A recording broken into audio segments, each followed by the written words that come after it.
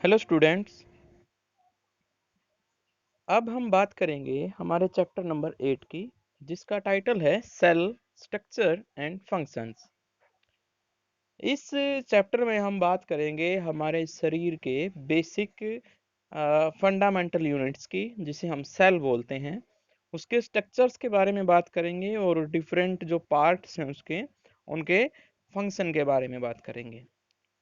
ये भी बात करेंगे डिफरेंट बॉडीज में जो सेल्स पाई जाती हैं वो एक दूसरे से कैसे रिलेट करती हैं और एक दूसरे से कैसे अलग अलग हैं। हम प्लांट्स के सेल्स की बात करेंगे, एनिमल्स के सेल्स की बात करेंगे, डिफरेंट सेल्स की बात होगी। हम समझेंगे सेल की डिस्कवरी हुई कैसे थी, क्या मतलब था। ये सारे पॉइंट इस चैप्टर में हम पढ़ेंगे।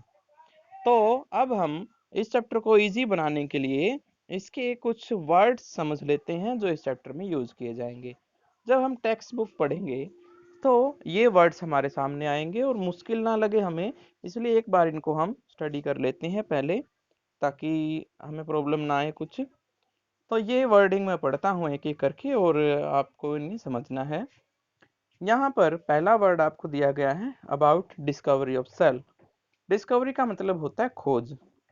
अगर कोई चीज़ नई मिलती है, अगर किसी भी फील्ड में, तो उसे डिस्कवरी कहा जाता है। Discovery of cell Robert Hooke ने की थी, साइंटिस्ट थे यहाँ पे एक। और सेकंड पॉइंट हमारे पास है मैग्नीफाइंग डिवाइस। मैग्नीफाइंग डिवाइस का मतलब होता है एक ऐसा इंस्ट्रूमेंट या फिर कोई भी ऐसे ऐसी मशीन जिससे हम किसी भी चीज़ को बड़ा करके देखते हैं। जैसे लेंस होता है, खिलौना लेंस होता है जिससे हम अक्षरों को बड़ा करके देखते हैं। तो ये बहुत बार ऐसी मशीनें होती है, जैसे माइक्रोस्कोप पिछले चैप्टर में भी हमने पढ़ा था, जो छोटी चीज़ों को बड़ा करके दिखाते हैं। Bark of the tree, third point हमारे पास है। बार्क का मतलब होता है छाल। छाल मतलब पेड़ों की डेड सेल्स।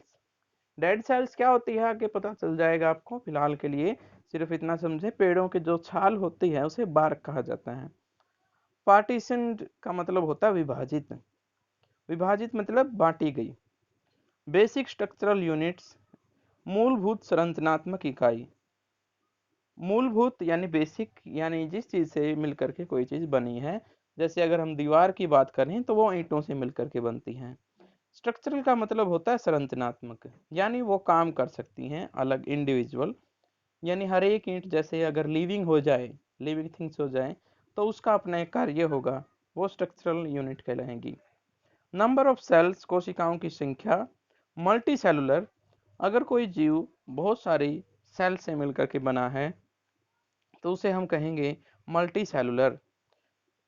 ऐसे ही यूनिसेलुलर का मतलब होगा एक कोशिक, यानी एक ही सेल से मिलकर के बना हुआ।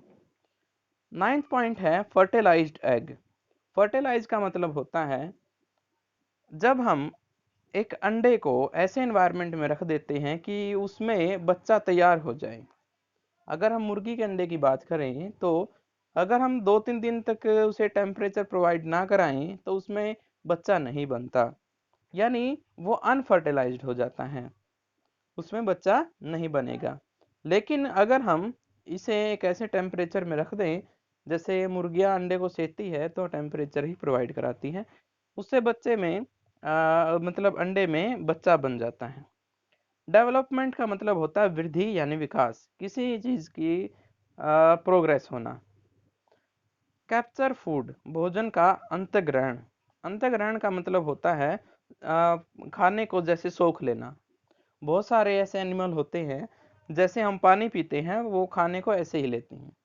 यानी अगर उन्हें कोई कीट है या फिर कोई भी जो प्रे है, उनको वो सोख लेते हैं और उसे अपना फूड बना लेते हैं। एक्सक्रीट का मतलब होता है उत्सर्जन यानी त्यागना। जो हमारे शरीर में वेस्ट मटेरियल होते हैं उन्हें शरीर से निकालने के लिए डिफरेंट जो है पार्ट्स होते हैं हमारे शरीर के, जिन्हें एक्सक्रेशन में हम इस्तेमाल करते हैं, यानी उत्सर्जन या वेस्टेज को बाहर निकालने के यूज करते हैं। रिप्रोड्यूस का मतलब होता है प्रजनन। प्रजनन का मतलब होता है अपने जैसे ही जीव तैयार करना। टिश्यू का मतलब होता है ऊतक। सेल से मिलकर के, बहुत सारी सेल्स मिलकर के एक जैसी सेल्स एक बड़ा स्ट्रक्चर बनाती हैं जिनका काम एक यूनिक होता है, उसे हम टिश्यू बोलते हैं। प्रोजेक्शन, प्रोजेक्शन का मतलब होता है प्रवर्धन। एक तरह से अगर मैं किसी ऑब्जेक्ट की छाव किसी दीवार पर बनाना चाहूँ तो उस ऑब्जेक्ट को हम रख देंगे और पीछे से अगर लाइट ऑन कर देंगे तो उसकी छाव कहाँ बनेगी, दीवार के ऊपर बनेगी। तो ये प्रोजेक्शन होता है सिंपल। और उसके बाद है सीडोपोडिया। पादाब लिखा गया है यहाँ पे, लेकिन यहाँ पर आप इसको ब्रैकेट में लिख लेंगे नकली पाँव। ऐसा स्ट्रक्चर तैयार हो जाना जिससे ऑब्जेक्ट के अंदर नकली पाँव बन जाएं। ऐसे पाँव जो वास्तविक में पाँव नहीं होते, लेकिन उनका स्ट्रक्चर पाँव जैसा ही होता है। जैसे अगर हम हाथ पर चलने लगे, आपने जिम्नास्ट वगैरह देखे होंगे जो हाथों पर चलने लगते हैं, कई बार देखा भी गया है, वो एक कारनामे से करते हैं, यहाँ पर करतब करते हैं, हाथों पर चलते हैं। तो वो पाँव नहीं होते, वो हाथ होते हैं, लेकिन किस तरह के यूज में लाए जा रहे हैं, पाँव की तरह।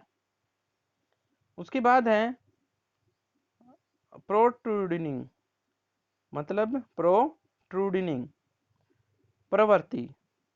प्रवृत्ति का मतलब होता है बदलने वाले। ऐसे प्रतिक्रियाएं जो बदलती रहती हैं वो प्रवृत्ति होगी।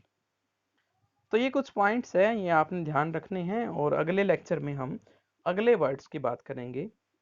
Okay, all the best.